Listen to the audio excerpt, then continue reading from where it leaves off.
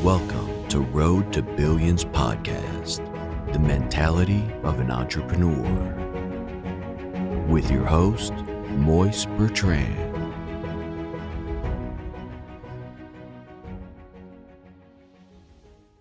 All right, so Mr. Dan, so the first question is, and AJ is on the line as well, so either of you could answer. But my main question was, when you buy land, what do you think is the best thing to do right after that?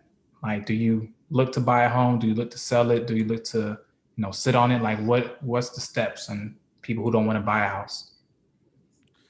Yeah, so land development is an interesting thing. So land comes in many shapes, sizes, and forms. So there's land that we call infill, right?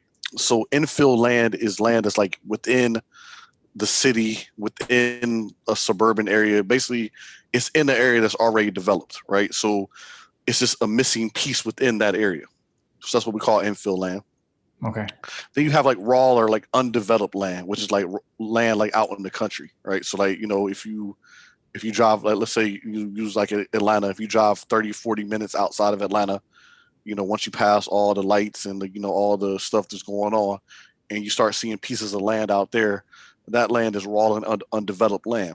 So those are two totally different things, right? So with those different types of land, you're going to have different types of strategies. So what do you feel, AJ? Yeah, no, just to piggyback off that, I don't have much experience in it, so I guess it's a question for all. People as you mentioned, like there's just land. So sometimes you could buy land off from people or from wherever, right? I guess the question is, what's the best way to go about once you're able to get land, right? X amount of square foot. Is it best to hold on it or to start developing? Once you actually get that land. Right. So there's a whole different field, and this is a field that's not well discussed, and there's very, very few people are in it, of land development, right? So land development is a very niche field that very, very, very few people do because it's not sexy, and it requires some work, right? So land development. So what you do in land development, you basically are analyzing the value of the land based on what you can build there, right? So if on that piece of land, let's say, for example, let's say on that piece of land, I'm only allowed to build 4 houses, right? Then it has a certain value. But let's say on that same piece of land, I could build a Hyatt hotel or a movie theater or a shopping center. Then you can see there's a difference in value, right? So what people do is they buy large chunks of land that are in the path of development, right? So we know Atlanta's going to keep getting bigger and bigger and bigger and bigger, right? So all those country towns that are outside of Atlanta are eventually going to become a part of the metropolitan Atlanta area. So if you could go out there and get some land in those areas and you can hold on to it, you definitely can create a tremendous amount of wealth for yourself and your family. And that's what a lot of people do. I mean, a lot of people who had land like in Gwinnett and, other places on the outskirts of Atlanta, they're very wealthy now because they've been able to develop that land or sell it to a developer. So these are just some things that you can take into account. Okay. So so my question is, every state has its own permits and, of course, rules with land. So what's the average land price? Like, if you go and buy land so somebody won't rip you off, like how much does 5 acres or, et cetera, et cetera? Right. So every state is going to be different, and the price of the land is going to be based on the zoning or what is allowed to be done on that piece of property, right? So if it is zoned residential or if it is zoned commercial, they're going to have different values. So it's very, very tricky, and that's why people also lose a lot of money. So one thing I always want to emphasize to everybody is whenever there's something that people can make a lot of money, guess what? You also could lose a lot of money, right? Because risk, that's what risk is, right? So, I had one of my professors. She was one of the top scholars in the world when it comes to finance, and she said that there's no such thing as something that's too risky or not. There's no such thing as something that's too risky. There's only things that are not enough a reward for the risk. Right. So some people are taking humongous risk and there's not a huge reward that matches the amount of risk that they're taking. right? So what you want to do is you want to make sure that the pendulum between risk and reward are always even. If you're taking this much risk and you only getting this much reward, it's not worth it, right? So you want to have that together. So with land, the more risky it is, the more profitable it is, but then also the more high the likelihood that you could lose a lot of money. So with land, you get into a lot of political issues. So I'll just use an example, right? Um, let's say we go out to the countryside. There's people who live there, right? So even though it's not that developed, there's still people who live there, and certain people they live there for a reason. They don't want to live in Atlanta. They don't want to live in New York City. They don't want to live in busy places, right? So when you say, "Hey, I want to build an apartment complex here," what are they going to do? They're going to fight you, all Yeah, right? definitely gonna happen. They're not gonna want to tear down all the trees. You got environmental people who don't want to tear down trees, because they want to preserve animals. Because you remember, you know, people have 1,000-acre farms just to hunt, right? So if I buy some land next to their hunting farm and I clear it, now the deer is not going to run through anymore. And all, I mean, this is all those little things, that people who live in urban areas don't think about, but people in rural areas, they on that. So, Yeah. these are things that you have to take into consideration. So when buying land, you really need to think about what you want to do with it and how long you're okay with sitting on it before you develop it. So, it's great to buy land. I think it's a wonderful thing. It's just that you have to price it accordingly, and understand what you're getting into. Yeah. So how does that process work? Because I go to Atlanta very few often. So when I'm driving to Atlanta, I see a lot of for sale Laker lots. So how is that process? If I was just a person who, okay, I'm now wanting to be an investor and I see this land, how do I go about, purchasing land? What's the criteria I need for the land? Is it the same thing like buying a house, if that makes sense? So okay, so lending on land is a little bit different, right? If the land is in an urban area where there's like utilities and it's pretty more developed, you usually can get about 30%. You have to put 30% down. So 30% of the purchase price, 25 to 30% of the purchase price. When you get out to the rural areas, you usually got to put about 50% of the purchase price down.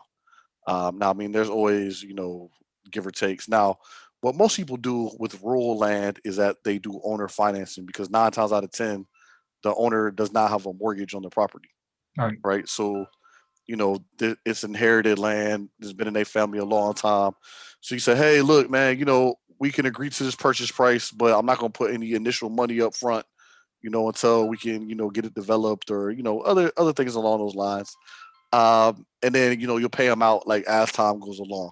That's the typical way to do it. So like, let's say you have some friends and family, who have land out in the country somewhere. That's the better way to go about it. So you don't have to expend too much capital. That makes perfect sense. That's interesting. I never knew that. That's so. Yeah, Mo and I, like, prior to finding a home, we ran across a few land opportunities. I don't know if you remember some in Miami because they're gentrifying that little Haiti area. Yeah. But of course, like supply and demand, the demand is there. So I believe it was like 1.2 million, Yeah. for like Right. this small little piece of land.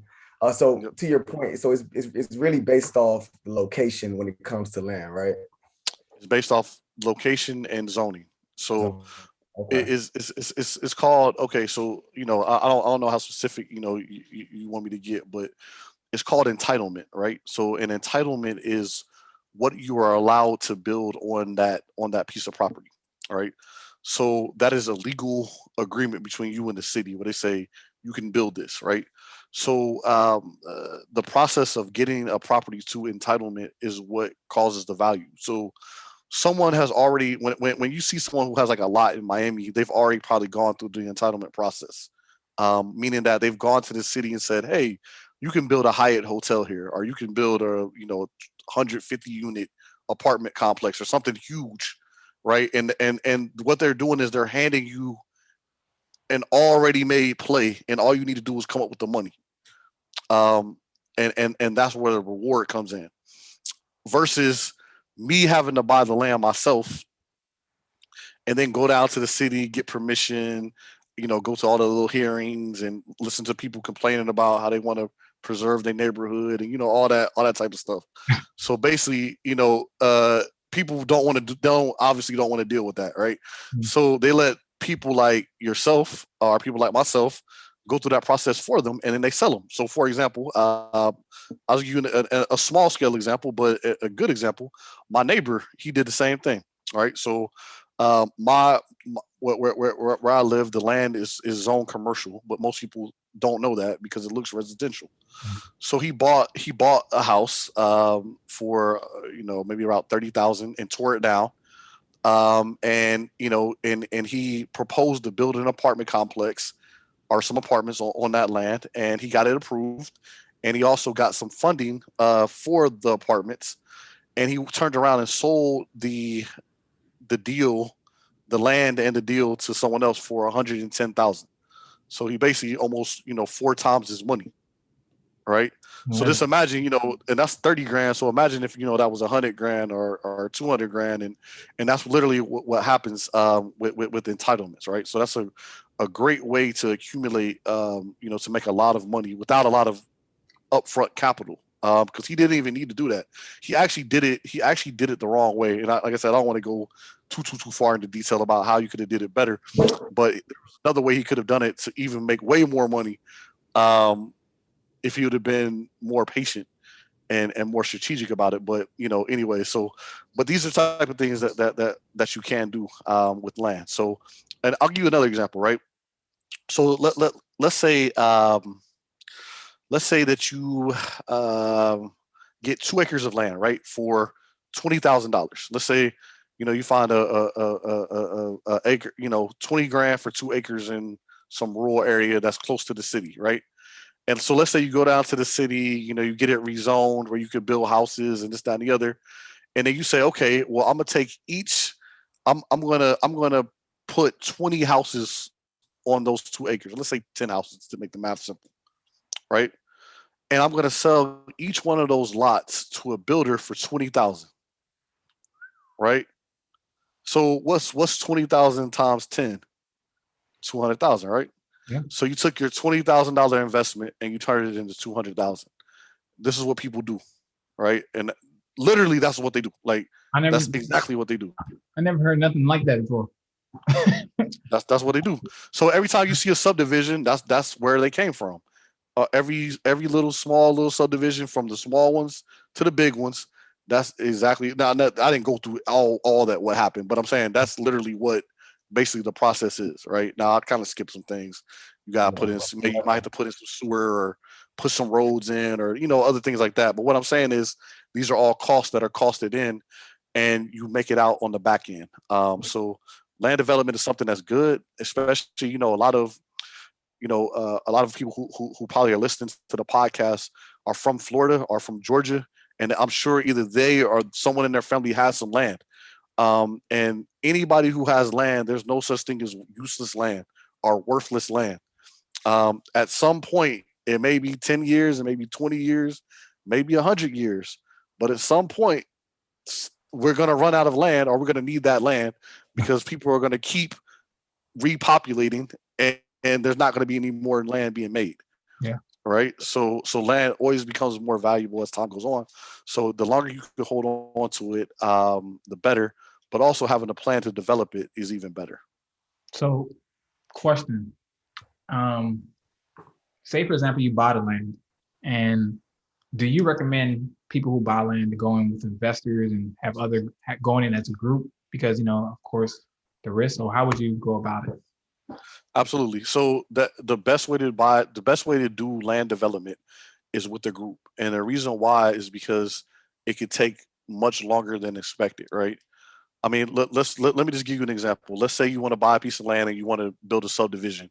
And let's say that happens to be an election year, and the politicians ain't trying to do nothing risky. They don't want people complaining, being mad. They might just stall your project. they can do that. I mean, you're dealing with I mean, that's the power that the government has. So they can say, you know what, we're not going to consider any new development projects. And what are you going to do, right? So, if I'm all out there and I done put my last dime into this deal, now I'm scrambling like, how can I get my money back? But if it's me and five of our partners, we put some money to the side that we don't need right back, and we can be patient with it. Then that's really really when you're gonna get paid. Like for example, I think Rick Ross bought, I want to say 100 acres, in Atlanta, outside of Atlanta, for like $1 million. Now, for someone like Rick Ross, $1 million is not, a lot of money.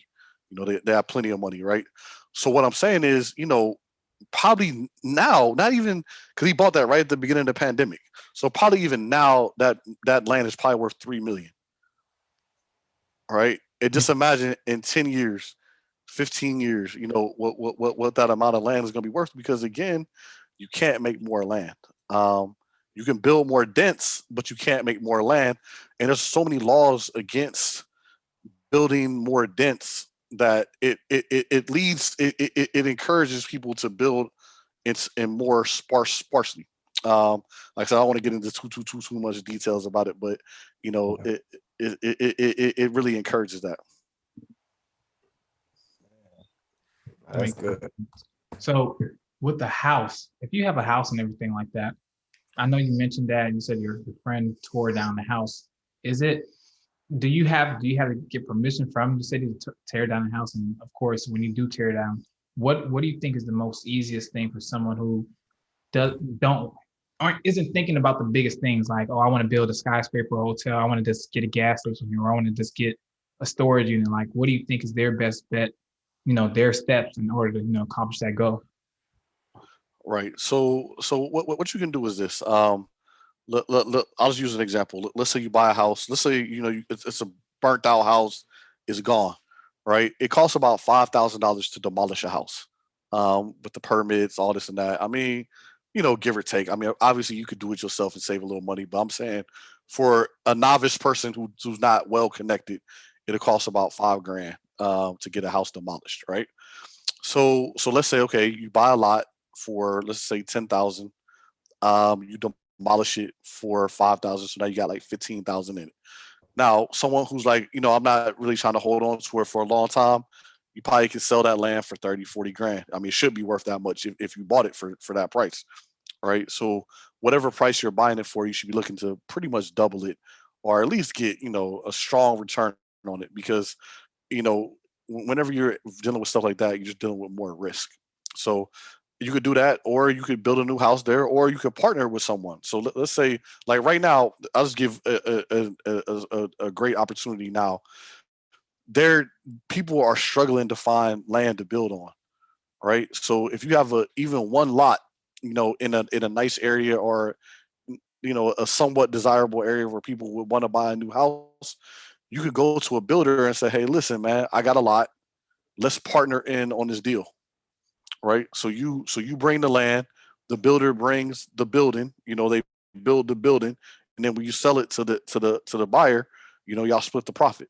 So that's another thing that you definitely can do, to make money. Or you could take that piece of land and divide it into several lots, and then sell each lot, off to a builder. So these are things that you can do, if in your kind of early stages of the development process. What I would encourage people to do is try to partner with some builders, because I think there's a great opportunity there, and there are builders who are willing to do that.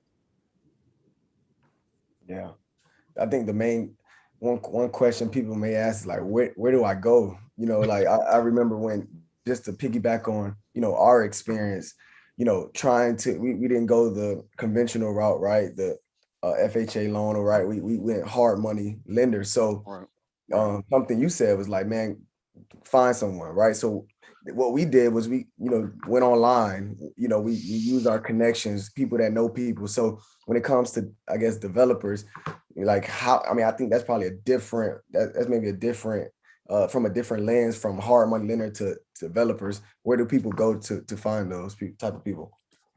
Yeah, I mean, so you can just find builders, just find people who build houses. it's just about doing research. So you'll see, like, in most neighborhoods, whoever's building the houses, they're gonna advertise. They're gonna say, home built by Johnny's company, John's construction. I mean, anyone can build a house. So, building a house is it really seems like, this like dramatic process, but it's really not. I mean, it's really 7 or 8 things. I mean, it's framing, putting down the concrete, this. I mean, there's, steps to it. But what I'm saying is, it's not, you don't have to build it yourself. Right. So what I'm saying is people are general contractors who will go out and find what we call subcontractors to build the house for them. So anybody who's a licensed contractor can help you build a house on a lot.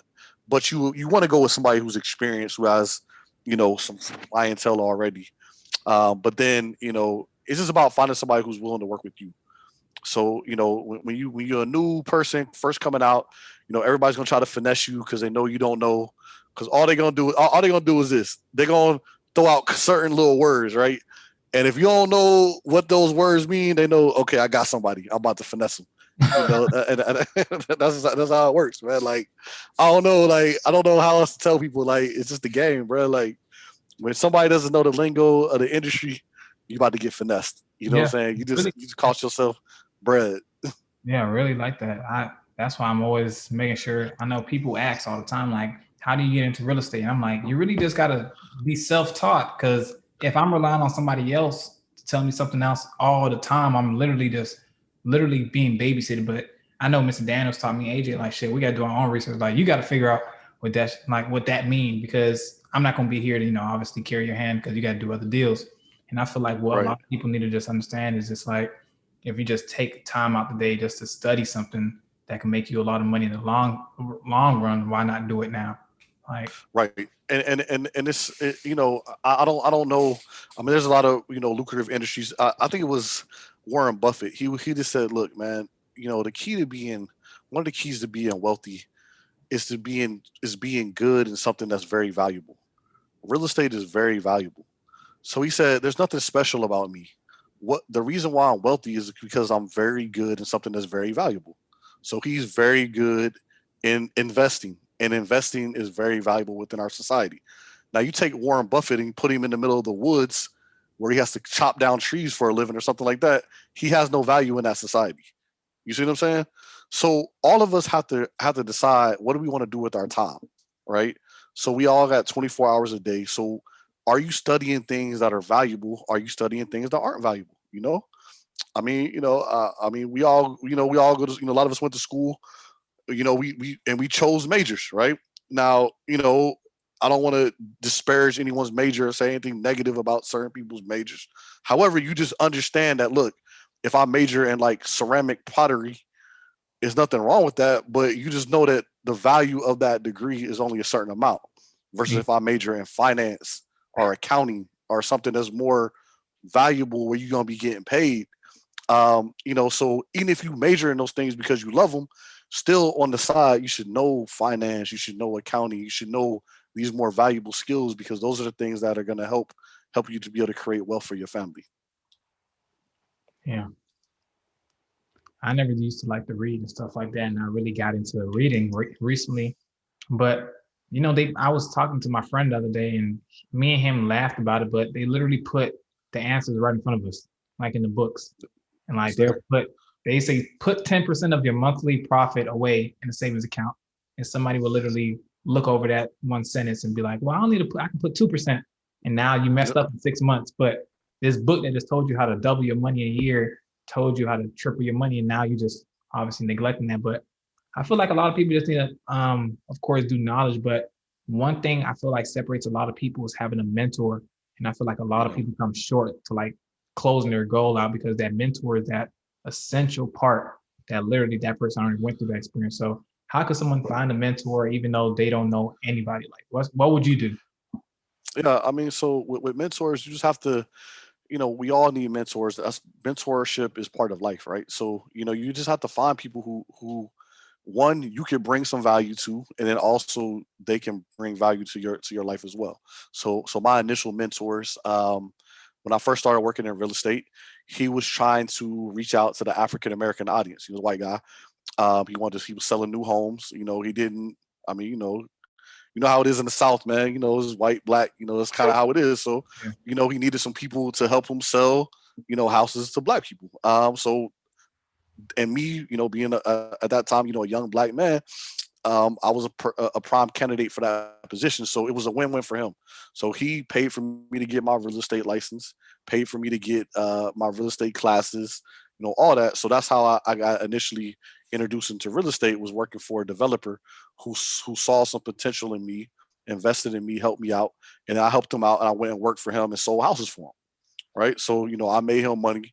So whatever money he spent, you know, helping me, I mean, maybe, you know, a couple $100 to help me get my license. But at that stage of my life, that was a lot of money. Right. And then, you know, I was going and helping him sell houses. So, you know, he made 10, 20, 50 times return on whatever money he gave to me. And I didn't care. Right. Because it wasn't like, oh, dang, I made money for him, but he helped me. So he helped me. And what he gave me was more valuable. So at the end of the day, learning those skills. So I think what a lot of people need to do is they need to look at the mentorship from both sides, right? So what can you get from your mentor, but then also what can you give your mentor to make it worth their time? And then also don't fall into, like, now we're in a bad environment because there's a lot of like fake mentors, fake gurus, fake like everything, right? So you have to find somebody who really, like, you have some sort of like personal relationship with, right?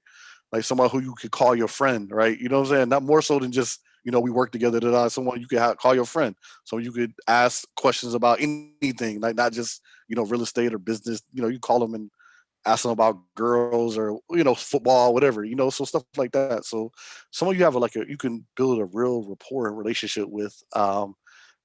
Those are the key things, because you can't give someone good advice, without really knowing them, right? So I can, you know, working with you guys, I know y'all situations. I know, what you do for a living. I know the capital you have access to. I know your future goals, things like that. So when I give you advice, it's coming from a personalized standpoint versus me just giving you like general advice, right? And Right. that's what's happening now on the internet, is that people just give general advice. Oh, go do this, go do this, go do that. And then it doesn't work in the market you're in, and it doesn't work for your particular situation, right? And that's the problem. So that's why it's important to get a mentor who really knows you, and really gives you personalized advice for your particular situation. So it's just something you got to kind of look for. I would say that if you're looking for a mentor, just reach out to the person, right? I mean, you can see people on social media or people on other platforms who are, you know, active in real estate.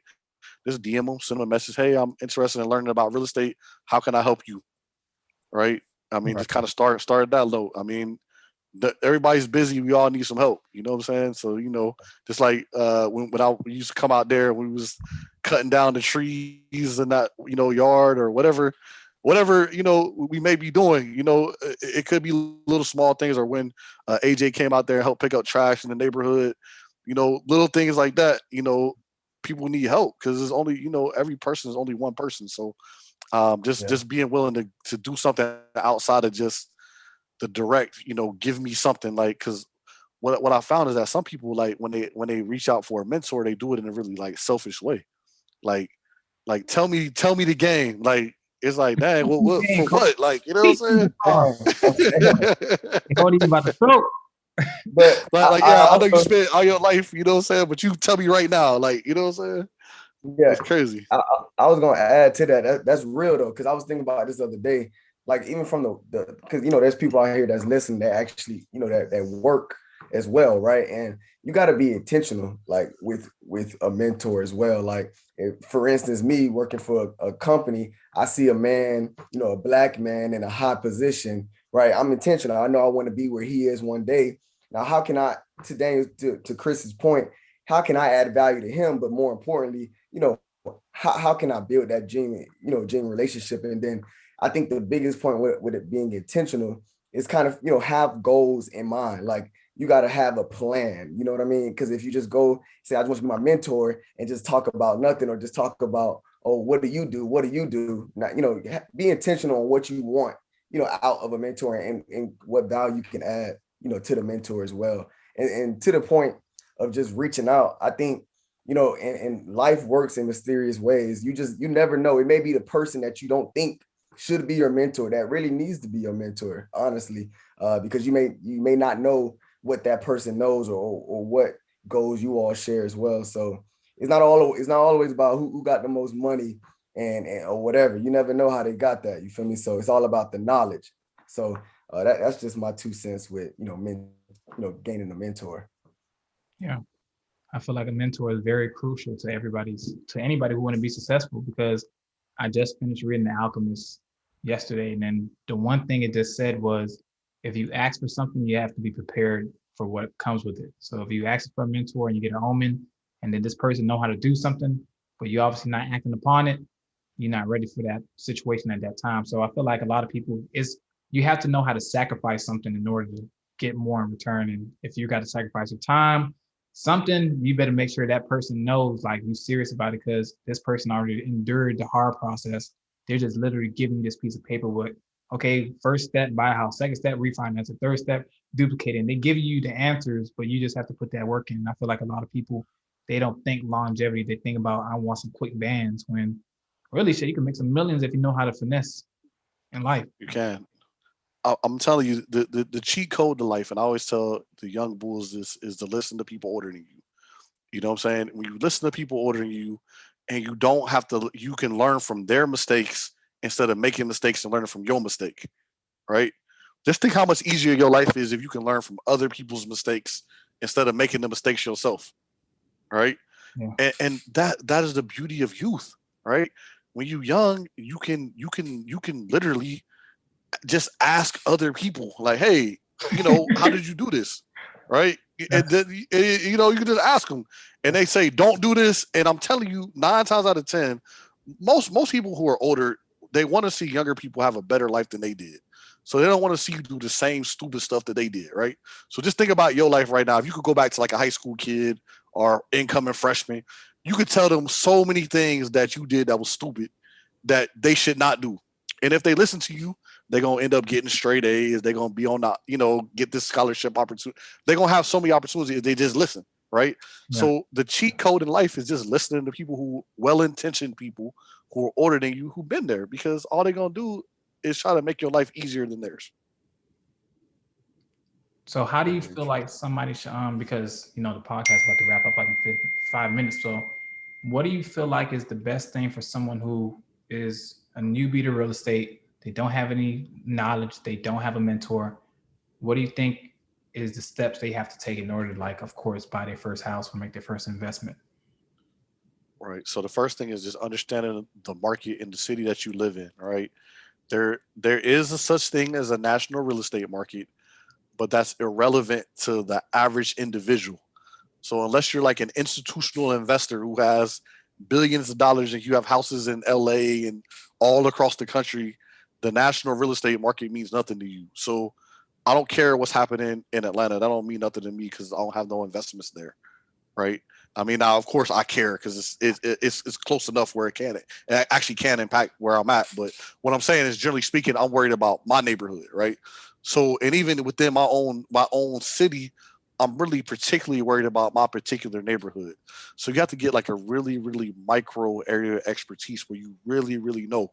So anybody knows, like, who's ever rode around with me, I pretty much know every street, every house, anything that's happening around FAMU campus, I know it because that's my area. That's where I invest. That's where I have the majority of my funds tied up. So I know that area. Sure. But I can't say I know all of Tallahassee or all of Florida or all of Cincinnati or all of anywhere else. So I think just developing like a micro level of expertise, that's the greatest place to start. So learning your block, learning your neighborhood, that's the best place to start. Definitely. AJ, do you have any last words to tell the people? Oh, man. I mean, I think I said this on the podcast before, but just to piggyback off, mentors and people that's going to help you, reach your goals. Something you can't Google, you can't YouTube is experience. Like, no matter what, like if someone has experience, they've been there, they've done that, they've likely failed, or they succeed, whatever, you want to utilize that. So, and to go back to your last question, I think if you take those steps of reaching out, finding out that person that has the experience, that's willing to be a mentor, that shares that same goal as you, or has done, your goal, utilize those tools to reach those goals that you have, such as buying a home. Definitely. That's all. Definitely, I agree. Well, all in all, you guys gave some great information. Thank you, Mr. Daniels. Thank you, Adrian. I hope that anybody who listens to this podcast learned what they had to learn. I know most people are going to ask questions about this when they listen to it. So we're going to, set this up and close this one out for tonight. But all in all, I appreciate you guys giving you guys knowledge and, Road to Billions, Adrian Fine, and New Era Promotions. We're about to go crazy. All right, you guys have a great night. All right. Have a good night, guys.